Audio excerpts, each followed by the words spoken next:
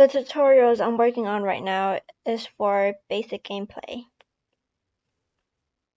Unity gives us these characters to use, and by using these characters, we can create a game with the basic gameplay in it. The three basic gameplay are non-player, playability, and randomness. I'm going to play this game and hopefully you can catch what the three are. Alright. So we have our player at the bottom of the screen. The player is able to move left and right, and shoot out stake. The non-players are the animals that are supposed to randomly spawn at the top of the screen. Our job is to feed the animals. And if they manage to get past us, it's game over. Let's get that chicken. Okay. The challenge we have to do is to add bonus feature to the game. The difficulties of implementing the features ranges from easy to experts. And of course, they have a walkthrough solution here. So at the end of the day, our game should look something like this.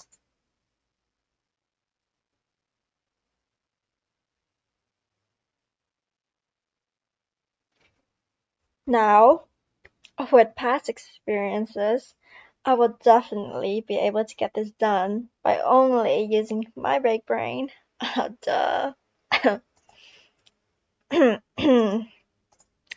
Excuse me. Ah, what a beauty. Alright, let's get this started.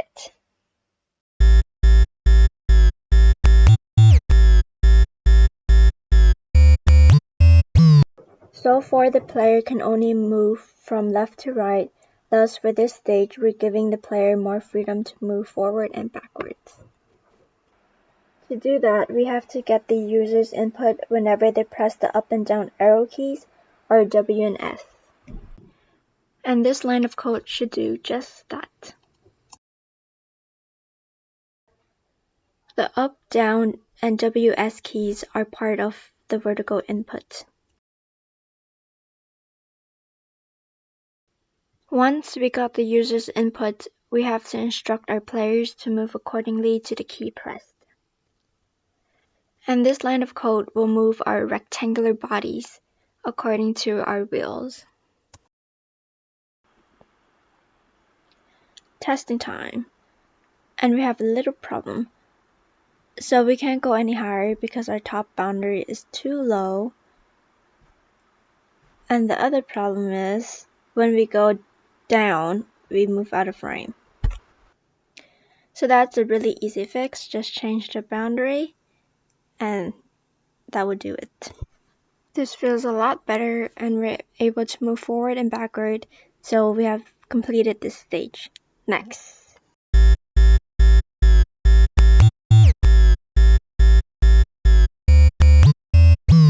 In this stage, we have to spawn the animals not only from the top, but also from the sides. Easy, just rotate the animals while spawning them.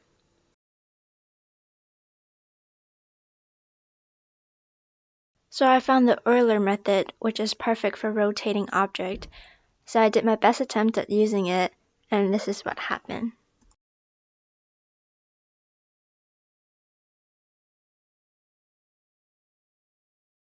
As you can see, it worked, but not really. All the animals are only spawning from the left side, and my top spawn is gone. So this is obviously the perfect time to look at our little beautiful cheat sheet. So after a quick looky and some fixing, we got the top and the left side to spawn. The only problem is that they're spawning the same animal at the same time. So we gotta fix that. Perfect, we have two different species spawning at the same time, so now let's move on to spawning the right side. To spawn the right side, we have to rotate the animals -90 degrees and pick a spawn position, and that should do it.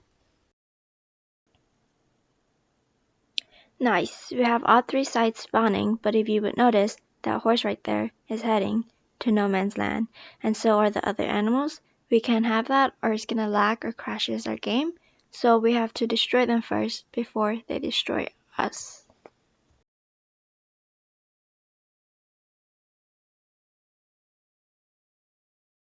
If you will look at the top box, you will notice that the animals will disappear once they cross a certain threshold, and that's what we wanted, them to be gone and out of our faces. The next thing we have to fix is the death. As of right now, when the animal collides into us, nothing happens. That's not how life works, so one of us has to go. Right now, we are creating our box of personal space, so when the animal collides into us, we're the one that have to go. I know, life is cruel.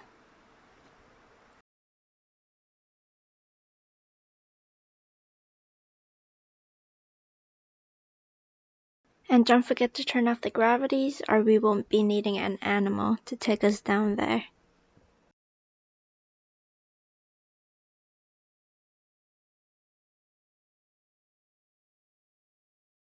Sweet, the final thing we have to fix is this. That was not a glitch, that was called self-destruction. It happens because when we shoot the stake, it will also collide into our box of personal space. To fix this, we have to create a new spawn point for the stake so that it spawns a few meters away from us. Then assign the stake to that new spawn point whenever we summon it with the spacebar. Cool, now we can shoot the stake without dying. We only die when we collide into the animals. The animals are spawning from all 3 sides. And we're done. Finally. Next.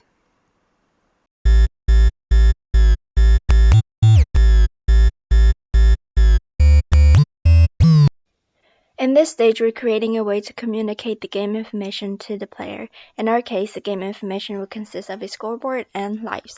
Our score will increase when an animal is fed, and our lives will decrease when we run into them, or when we cannot feed them in time before they disappear off the screen.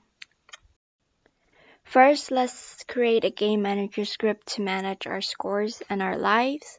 We're going to set the score to 0 and give ourselves 3 lives. Then we will create a method called addLives. Its job is to decrease our life whenever something tragic happens to us. Why is it addLife instead of subtractLife? Because math. Moving on. Next, we are creating a method to add the scores together, and that should be it for the game manager script. On to the main part.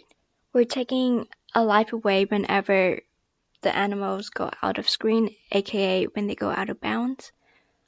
And the other condition is when we run into them. And last but not least, we're adding 5 points to the score whenever an animal is fed.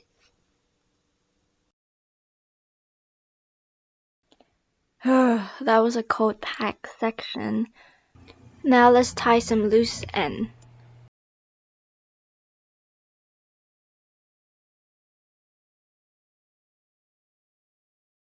And for the sake of testing, we're only spawning the top spawn. The life and scoreboard seems to be working, but we're not supposed to die like that. The thing is, we're not supposed to die when we still have life to spare. Okay, let's try to fix the problem.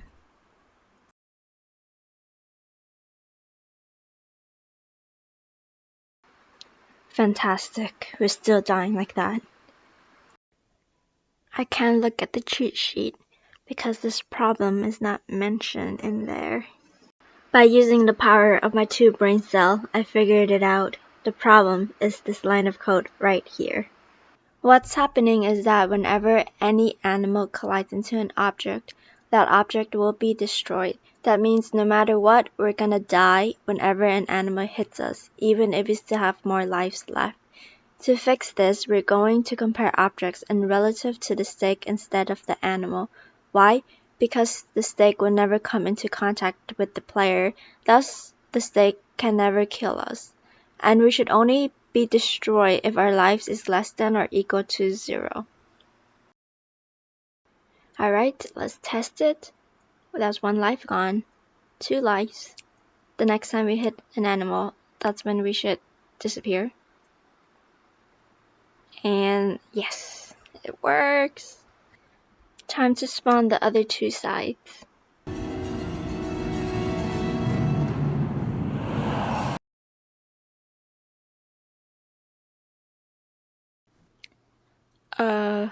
Let's turn it down a notch.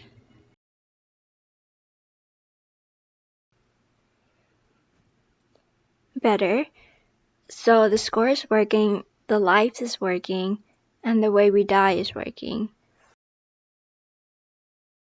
Everything is done. Next.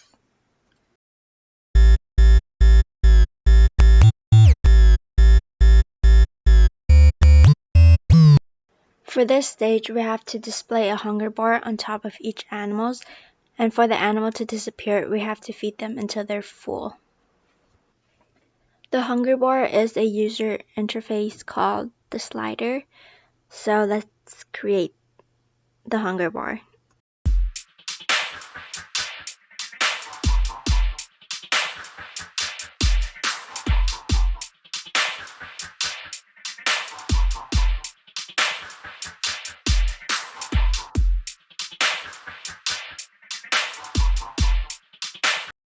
We have made the slider, now let's give each animal a slider.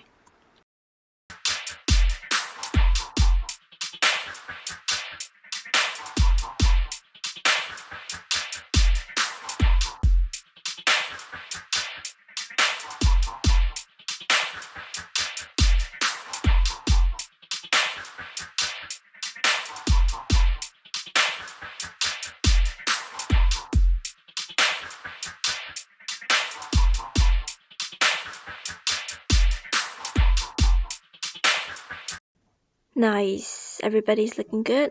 Now we're off to slamming our keyboard some more. So now the animals will only be destroyed when they are fully fed. The horse will need 3 steak to be full, the dog 2 steak, and the chicken 1 steak. Let's see if everything is working.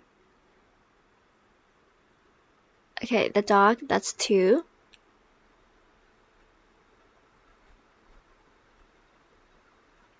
The horse, that's 3, and the chicken 1. Everything works. Yes. We are done! Let's go see the before and after.